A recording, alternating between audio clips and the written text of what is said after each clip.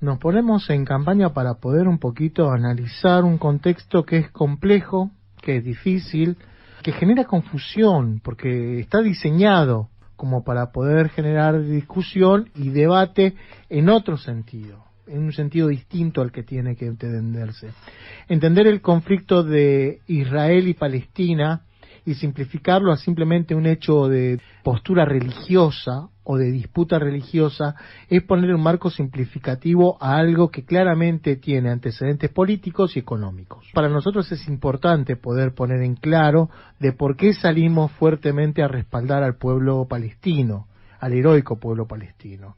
No porque veneremos o porque estemos de acuerdo con acciones militares que claramente asesinan a civiles que no tienen que ver, pero que están enmarcadas dentro de una situación donde el pueblo palestino es el que viene siendo víctima de un montón de ataques y un montón de avasallamientos hacia lo que es su propia autonomía, su propio Estado. En este sentido es que nos dimos la chance a poder hablar en primera instancia con nuestro coordinador nacional y secretario de Derechos Humanos de la UTEP, que es Lito Borello, y en el cual empezamos nosotros en primer lugar a tratar de analizar brevemente cómo podemos entender la lucha histórica del pueblo palestino en el contexto de las disputas actuales por el reparto del mundo. Y esto es lo que nos contestaba. La lucha heroica y digna del pueblo palestino es desde hace muchas décadas atrás un pueblo heroico que frente a la presión del Estado sionista de Israel resiste la colonización, resiste el sometimiento y resiste un permanente plan de gentrificación, es decir, de desplazamiento del pueblo palestino y la implantación forzada de los colonos en el territorio palestino. Por lo tanto, tendríamos que revisar y mirar para atrás muchos años de un pueblo que nunca ha dejado de luchar, de resistir, de mantener sus planteamientos y de exigir el derecho a un territorio propio. Hay inclusive declaraciones y decisiones de ámbitos internacionales que le otorgan ese derecho al pueblo palestino. Por lo tanto, no estamos hablando de un conflicto nuevo, sino un conflicto de muchos años en donde lo que vemos es esa actitud soberbia, déspota de los poderosos por ocupar esa tierra. Todos tenemos que entender que la resistencia de los pueblos ante una crisis económica, una crisis civilizatoria, una crisis del capitalismo, una crisis profunda, integral y multidimensional, una guerra que le declaran los poderosos a los pueblos y que está llevando al riesgo no tan solo de la sociedad, sino también un riesgo en donde el propio planeta entra en peligro. Compartir primero lo que dijiste en un principio, Martín, que es un conflicto que después cada uno va a tratar de llevar agua para su molino, ¿no? Y tratar de tener en claro, hablando ahí con los vecinos, con las vecinas, con los compañeros, cuál es la realidad de esto, cuál es la lucha del pueblo palestino, más allá de ciertas cuestiones bélicas que por ahí uno no apoya, tener en cuenta quién o quiénes son nuestros enemigos, que son los de siempre, los poderosos, y como decía al final Lito, ¿no? Que el que está en riesgo es todo el planeta entero. Y por eso, bueno, ahora nos toca a nosotros poder hacer un análisis y entender esta situación de guerras y de crisis que se vienen instalando en la región.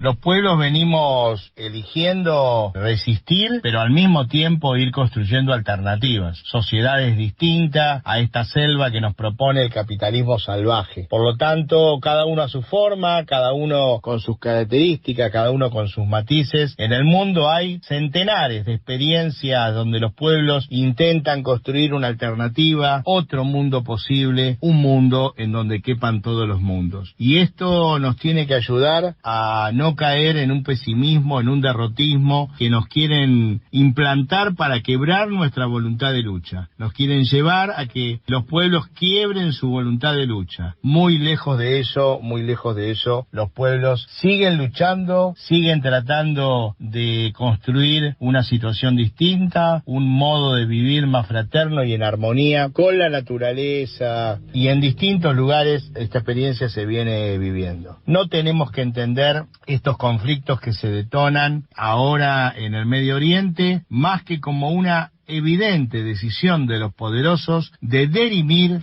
sus propias rencillas para ver quién se va a quedar con todo. Y esto hace llevar a nuestros pueblos a vivir en estas situaciones cruentas y violentas que ninguna tiene razón de ser. No podemos menos que repudiar estas actitudes, no podemos menos que exigirle a los poderosos que terminen de decidir un territorio para el pueblo palestino y que esto apacigüe un conflicto que termina siendo usado en el marco de esta guerra global que vienen desarrollando los poderosos. Cómo los poderosos van dirimiendo sus propias pujas en los territorios, en los patios traseros, en los lugares donde ellos no habitan, pero donde claramente caotizan, destrozan y vienen a mostrar que los pueblos que están ahí, los pueblos que son los que están habitando, no tienen ningún derecho. Juegan, ¿no?, de afuera, no vive ninguno en ese territorio, pero sí se lo disputan. Me imaginaba un TEC de la vida real en el cual siempre pierde el pueblo, pero en la vida real, y eso es muy doloroso. Entonces, en ese sentido también, entonces, con el último audio delito, y también nos sumamos los compañeros a la solidaridad con el pueblo palestino.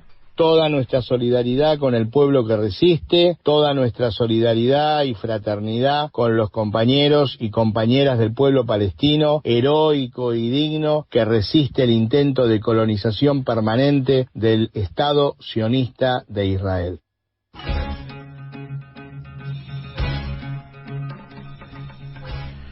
Y bueno, nosotros obviamente necesitamos poder escuchar las voces de aquellos que siempre están siguiendo esta temática. En este caso tenemos comunicación telefónica con Tilda Rabi, presidente de la Asociación de Entidades Palestinas Argentinas, que está en contacto telefónico con nosotros. Tilda, ¿nos escuchas bien? Sí. Buenísimo, ¿ves? Es un gusto tenerte en línea, Tilda, más que nada para que podamos tener la chance de que nos puedas contar un poquito desde tu perspectiva, desde tu mirada, ¿cómo entiendes vos este conflicto nuevo que se está dando en Palestina? ¿Cómo está padeciendo nuestro hermano pueblo palestino? No solamente un avasallamiento de sus derechos, sino también una guerra casi mediática contra lo que va sucediendo. Contanos cómo lo están viendo, cómo lo están interpretando. Bueno, evidentemente no podemos negar el rol de la resistencia palestina, pero también las debilidades del ocupante, porque en este caso particularmente no nos olvidemos que el gobierno de Netanyahu decidió enviar casi a la mayoría de la división esta que se encarga de reprimir a la población gazatí a proteger a los colonos que ocupan lo que conocemos como Cisjordania, ¿no?, para ayudar a ejecutar los pogromos que se vienen realizando en Cisjordania. Ustedes no se olviden que todos los días están estos colonos entrando al territorio palestino ocupado, destruyen sus casas, apresan niños, matan jóvenes en lo que es Jerusalén Oriental, irrumpen en las mezquitas, en los sitios religiosos cristianos también, los escupen, etcétera. Ellos, yo creo que de alguna manera, cuando se produce, digamos, este derribamiento de las vallas de la cárcel más grande a cielo abierto del mundo, como así lo tipificó en su momento el gran Saramago, ya muerto desgraciadamente, el gran escritor portugués, pueden irrumpir, digamos, y de alguna manera derribar también la soberbia de la ocupación, ¿no? Por supuesto, desde Occidente hay una mirada muy cómplice, porque no nos olvidemos que el pueblo palestino viene hace casi más de 100 años soportando el estado de guerra. Es decir, cuando Netanyahu dice esto es una guerra, no es una guerra que comenzó hoy o ayer o antes de ayer. La guerra de los sionistas comenzó hace más de 100 años y se oficializó el 15 de mayo de 1948 cuando se produce la partición de la Palestina histórica. Por lo tanto, no nos olvidemos de cómo ellos ejecutaron, digamos, ese rol al quedarse no con el 55% que le daba Naciones Unidas en complicidad, por supuesto, con los británicos y el sionismo, y sin consultar a la población originaria, sino que se quedan con el 72% de la Palestina histórica y ocupan el resto, y es el objetivo de ellos, es decir, es la limpieza étnica del pueblo palestino. La ocupación, digamos, ha producido todos estos gestos que valen vidas. Es terrible que mueran israelíes, o sea, no sé si me entendés, pero mucho más terrible es lo que se viene soportando cotidianamente con la muerte casi lenta de pequeños genocidios que se van produciendo cotidianamente contra el pueblo palestino. Y acá hay una responsabilidad no solamente de Israel o de Estados Unidos, que yo también de nuestro país, cuando hace declaraciones turbulentas, en vez de tener claridad conceptual, porque supuestamente nosotros adherimos a los pactos internacionales de derechos humanos. Uh-huh. Es justamente eso también lo que nos lleva a poder analizar un poquito cuando uno sale de la pirotecnia electoral y empieza a construir una mirada sobre la construcción de ese otro mundo que uno quiere construir. Nosotros estamos en la vera de poder construir un mundo distinto, un mundo donde quepan todos los mundos. A veces en las agendas de la derecha se instalan algunas temáticas que son fácilmente replicables por los medios de comunicación.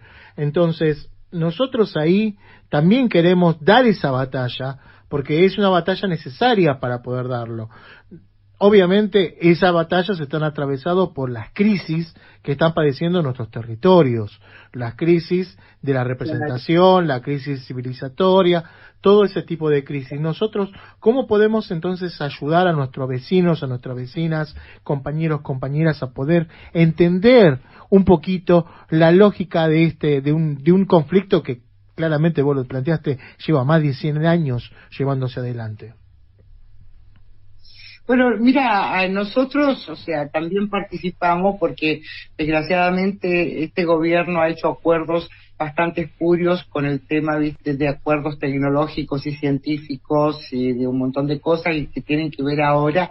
Guado de Pedro viajó hace 2 años a Israel, donde se hizo acuerdo con una empresa que es la responsable de crímenes de apartheid contra el pueblo palestino que tienen que ver con el agua. Mekorot, que es la empresa en cuestión, hoy se está instalando en más de 8 provincias de la Argentina, dañando también los recursos naturales, es decir, hay similitudes inclusive también con la forma en que ellos ejecutan su colonización. No solamente vienen acá a hacer acuerdos espurios, sino que también vienen a implementar un sistema, un funcionamiento que tiene que ver con una lógica de un negocio para pocos y, digamos, desabastecimiento para muchos, ¿no? Estamos hablando de un recurso natural muy importante, así como también todo lo que tiene que ver con lo que está pasando con nuestros pueblos originarios. Ustedes fíjense que en el sur argentino hay una gran plantación de pinos, por ejemplo, y esos pinos son pinos europeos que han sido implantados en el territorio violando todo el derecho de la tierra, por así decirlo, porque los árboles originarios han sido cercenados, lo que provoca constantemente incendios, qué sé yo, pero esos pinos sirven para producir mucha madera, es decir, un negocio para pocos. Es lo mismo que hace Israel en la actualidad, tanto con el tema del agua, con el tema de poner pinos europeos en la zona de Palestina.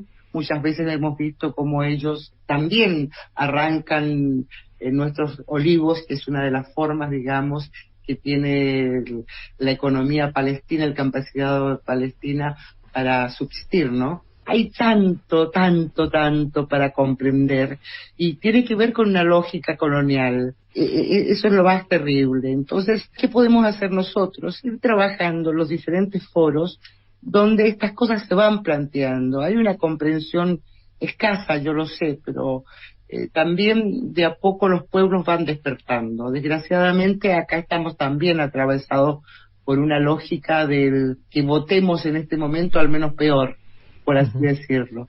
Es para nosotros un gusto realmente poder escuchar la claridad con la cual usted nos viene a ayudar a comprender que la lucha del pueblo palestino es también parte de nuestra lucha, que las lógicas que están llevando al pueblo palestino al sometimiento que está teniendo en este momento son las mismas lógicas que se están implantando en nuestro territorio de una manera silente, de una manera desvergonzada, obviamente. Tilda, te agradecemos un montón por tu tiempo. Muchas gracias, Tilda. Muchas gracias. Chau, chau. Gracias, compañeros, y gracias, compañeros, realmente. Y hasta la victoria siempre. Hasta la victoria siempre.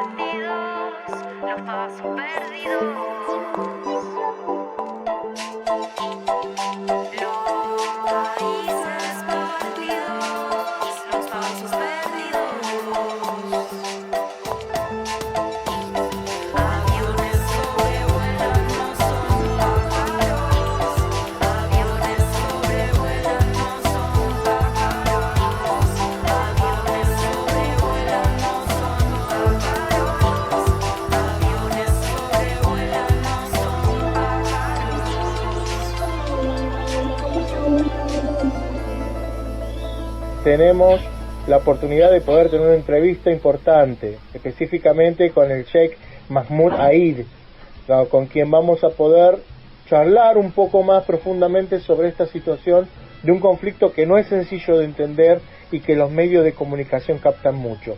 Bienvenido, Sheikh, ¿cómo está usted?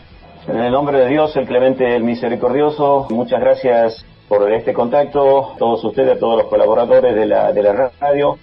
Gracias a Dios, a pesar de todos los problemas que se están viviendo en Palestina, estamos bien, ¿sí? Bien, tratando de aclarar todos estos temas porque hay mucha confusión, lamentablemente, ¿sí?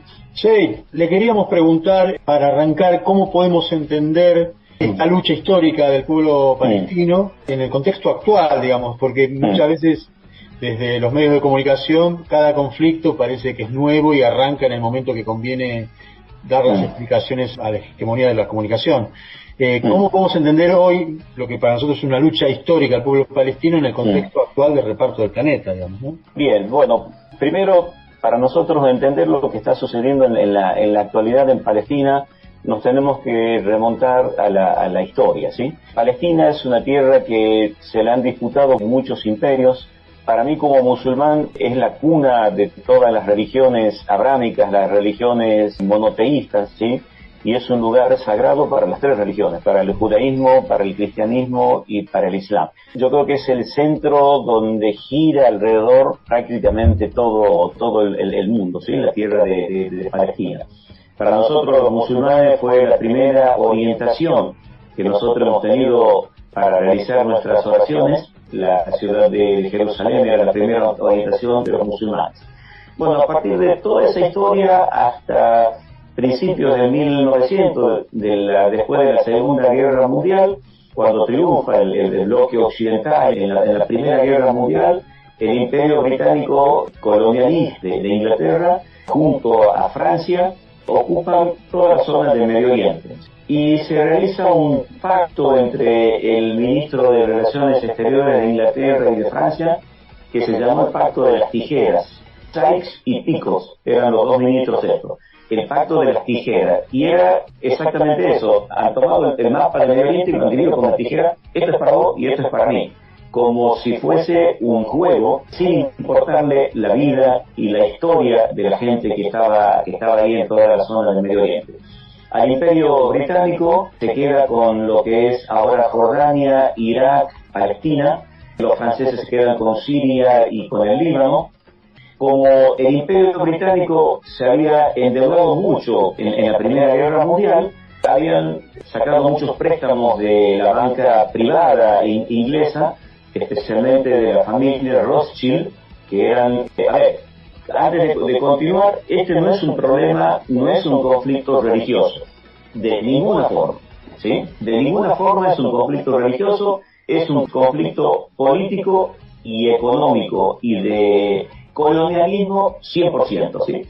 Entonces había con esta familia Rothschild, que eran de origen judío, antes, fines del 1800, cuando se realiza el primer Congreso Sionista Internacional, deciden establecer un hogar para la comunidad judía, el sionismo, ¿sí? El sionismo, que es una ideología política que no tiene nada que ver con el racista. Los mayores líderes del sionismo eran de origen judío, gente que se había convertido al judaísmo, no eran semitas, porque el ser semita se nace, uno no se hace semita por aceptar el islam o por aceptar el judaísmo, semita se nace. Entonces ellos deciden que había tres lugares donde podían establecer el hogar nacional para la comunidad judía.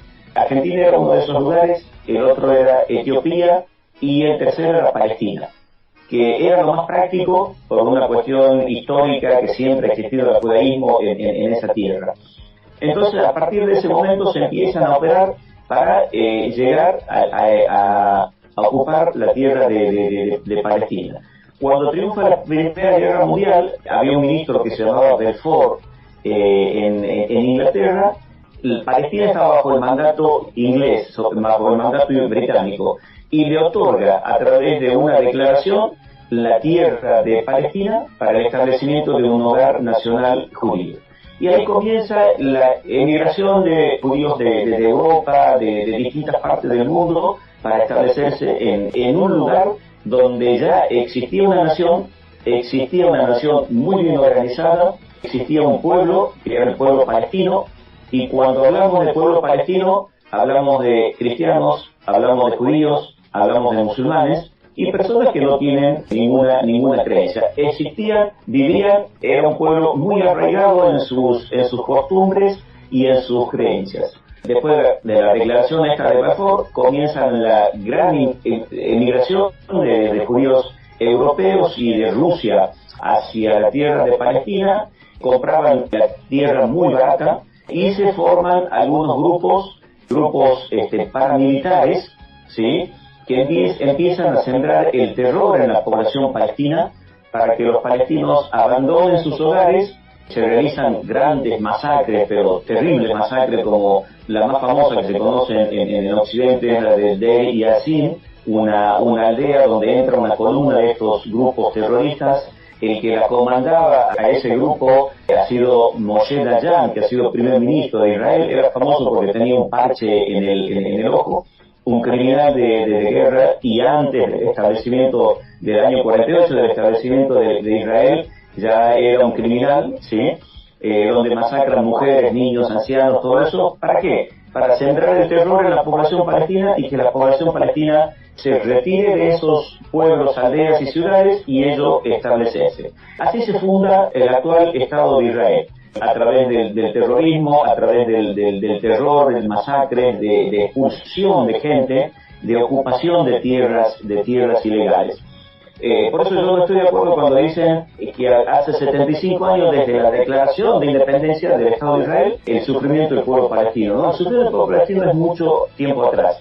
Aparte, Israel no se independiza de nada. Es una creación de la Sociedad de las Naciones, ahora Naciones Unidas, bajo el beneplácito de la ex Unión Soviética y del mundo occidental, ¿sí? Entonces se establece este Estado y continúa con la expulsión de la población originaria, de palestinos que se refugian en los países limítrofes, los que podían emigrar un poco más lejos. El caso de Chile, que es el tercer lugar donde tiene mayor población de palestinos que han sido expulsados de sus hogares, sus padres o sus abuelos, y se establece el Estado de Israel. A partir de ese momento, el Estado de Israel empieza una carrera armamenticia terrible, inicia guerras, inicia conflictos con todos los países limítrofes, y no solo eso, empieza una persecución al pueblo palestino, y cada vez va, en el año 48 las Naciones Unidas, o la Sociedad de las Naciones, establece cuál iba a ser el territorio para los palestinos y cuál para los israelíes. A partir de ese momento, el Estado de Israel comienza a ocupar más territorio que en la actualidad los palestinos viven prácticamente en zonas que son campos de concentración a cielo abierto como la Franja de Gaza, con todas las necesidades que uno pueda imaginarse, y empieza la ocupación de otras tierras con los famosos asentamientos y la expulsión de los palestinos, ¿sí? Esto es un poco de historia de Palestina, pero muy resumida, ¿sí? Hay muchos detalles que se podría dar, pero llevaría mucho tiempo. Esto es en general para que se comprenda cuál es la situación actual. Ha habido una ocupación de un territorio, ha habido masacres, ha habido expulsión de la población originaria, ha habido persecución de la población originaria y establecimiento de personas que no tienen absolutamente ningún origen en esa tierra, que han sido gente que han traído de Europa, de otros países, y lo han establecido ahí, y ahora dicen que son la población original. Yo vuelvo a reiterar, acá no hay un problema religioso, ¿sí? Aunque lo quieran mostrar como un problema religioso, los fundadores del sionismo y los fundadores del Estado genocida de Israel, si bien eran de origen judío, europeos que se habían convertido al judaísmo, eran todos ateos, ¿sí? Ahora, hace unos años han establecido que el Estado de Israel, que era un Estado laico, lo hacen parecer como un Estado con la creencia judía. ¿Para qué? Para perseguir a todo aquel que critique al Estado de Israel con una cuestión de antisemitismo, cuando nosotros vemos que el 98% de la población israelí no es de origen semita, ¿sí?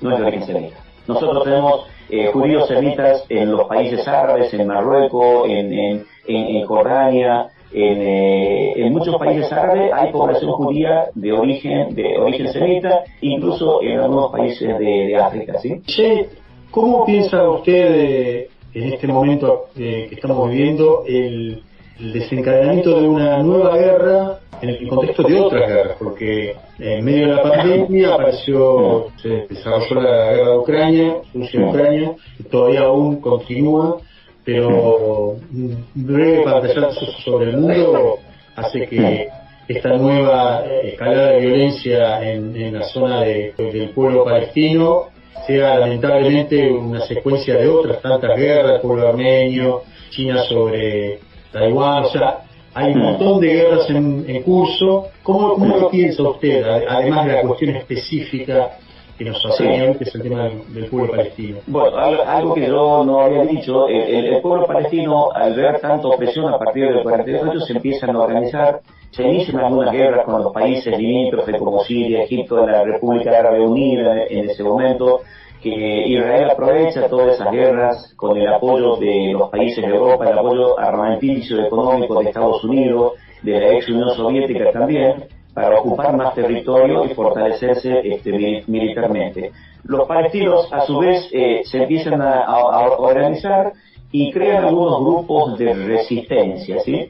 El más conocido era la OLP de Arafat, que era un grupo emblemático de Palestina, pero no era el grupo más fuerte. En el Líbano se crean otros grupos, en el exilio dentro de Palestina, hasta el año 87, donde un religioso, Ahmad Yassin, crea el grupo Hamas, que es el grupo de resistencia palestino, que ahora está muy activo. Hay otros grupos, como la Yihad Islámica, y otros grupos de la resistencia islámica que contienen al pueblo palestino y defienden los intereses del pueblo palestino y evitan que el Estado de Israel siga avanzando en la ocupación de tierra. El tema de Palestina yo creo que es un tema central en la geopolítica internacional, ¿sí? Es un tema central. Por algo han elegido ese territorio para establecer un Estado y la punta de lanza del imperialismo y del colonialismo mundial. Y yo estoy convencido que si el tema de Palestina se resuelve de la forma correcta, muchos conflictos a nivel internacional se van a solucionar. Pero hay una injusticia muy grande. Una política de doble rasero o hipócrita, podríamos decir, del mundo en general con respecto a Palestina. Por ejemplo, el caso ya nombrado, la guerra en Ucrania, todo el mundo occidental está apoyando a Ucrania en este momento en contra de Rusia, cuando Ucrania tiene relaciones con el Estado de Israel y en Ucrania actúan los grupos nazis. Incluso el Estado de Israel apoya al gobierno de Ucrania cuando Ucrania son prácticamente nazis, ¿sí? Y habría una contradicción ahí. ¿Cómo puede ser que el Estado de Israel, que dice defender los intereses del judaísmo, apoye a grupos nazis como el gobierno y los grupos de criminales que están en Ucrania, ¿sí? Toda una política muy hipócrita a nivel internacional. Y otras guerras también. Toda guerra es injusta, ¿sí? Toda guerra es injusta, pero a veces las guerras de defensa son necesarias, ¿no? De un país se levanta en una guerra para defenderse. No es el caso de Ucrania. Y yo creo que solucionando el tema de Palestina, solucionando de una vez por todas, ¿sí? Donde los palestinos elijan qué Estado, qué gobierno quieren tener, muchos problemas a nivel internacional se van a solucionar, ¿sí? Tratando de entender y ampliar un poco la interpretación sobre el conflicto que usted también ha desarrollado, en particular el libro histórico. También nosotros venimos trabajando con misioneros de Francisco y escuchando a veces algunas de las interpretaciones que nos ofrece el Papa Francisco respecto de una civilización en crisis. ¿Cómo toman ustedes o cómo toma usted este concepto? ¿Cómo ve la cuestión de los valores que determinados intereses quieren imponer en nuestros pueblos para que después incluso poder confundirnos y dominarnos? ¿Cómo lo piensan ustedes? Ustedes saben que yo estoy colaborando con Alito Salomón, un gran hermano con misionero de Francisco, y estamos trabajando con misioneros de Francisco, ¿sí? Porque yo creo que es una obra excelente que se está haciendo y que se debería ampliar a todo el país. Sin duda alguna, yo creo que en definitiva todos estos conflictos que están comenzando, conflictos que se han iniciado, son conflictos de la verdad contra la falsedad. ¿Cuál es la verdad? La verdad es todo lo espiritual del ser humano, ¿sí? En definitiva, yo creo que es un conflicto entre la religiosidad, entre las creencias y las no creencias. Y no estoy hablando particularmente del Islam, estoy hablando de las creencias de las tres religiones monoteístas, del judaísmo, del cristianismo y del Islam. Yo creo que es una guerra en contra de los valores que las religiones abrámicas pueden ofrecer, de las soluciones que las religiones abrámicas pueden ofrecer desde el punto de vista moral, desde el punto de vista religioso, desde el punto de vista económico, desde el punto de vista social. Estos conflictos también son consecuencia de que la gente se ha alejado de sus propias creencias, ¿sí? Se ha alejado de sus propias creencias, y esto trae como consecuencia que la persona sin rumbo, sin una contención de una creencia sólida como son las religiones abrámicas, es como un barco sin brújula, sin timón, ¿sí? Puede ir para cualquier lado, ¿sí? Yo personalmente estoy convencido que si la gente vuelve a las creencias, vuelve a cumplir con lo que establece la creencia religiosa, muchas cosas se pueden solucionar a nivel mundial, ¿sí? Bien. Creo que vamos bien por allí, porque para nosotros también hay una cuestión con los valores. Nosotros lo entendemos también que es parte de esta producción enloquecida que genera el capitalismo, ¿no? Que es consideración de la ganancia por sí misma, y que usted bien dice va para cualquier lado, que en realidad es el lado de la ganancia de unos pocos generalmente, ¿no? Sí. ¿Consideran ustedes también entonces que la espiritualidad es parte necesaria para nuestros pueblos que luchan, verdad? Por supuesto. A ver, yo creo que el 99% de para no decir el 100%, que no me califique como fanático religioso, el 99% de la persona tiene que ser espiritualidad, ¿sí? Y de ahí lo otro, la parte económica, todo eso es un accesorio a lo espiritual.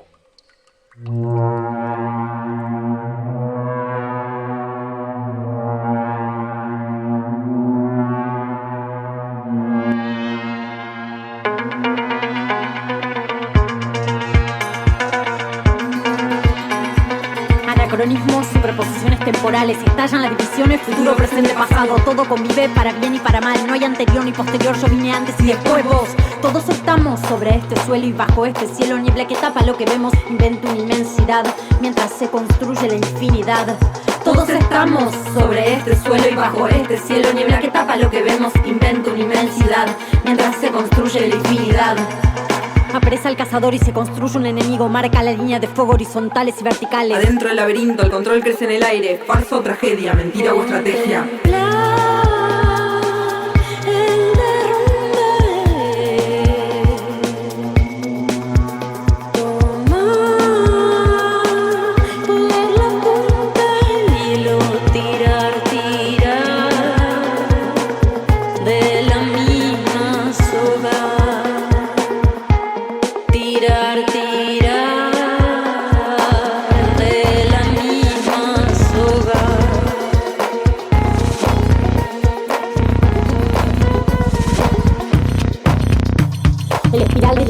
Crisis mil veces más, damos vueltas en círculos, elevamos nuestras plegarias, un salto hacia el abismo, se arriesga todo lo presente, se arriesga hasta lo que está ausente. Ontología sin fin, una ciudad insiste, de la ruina insiste, no se la traga la tierra, insiste.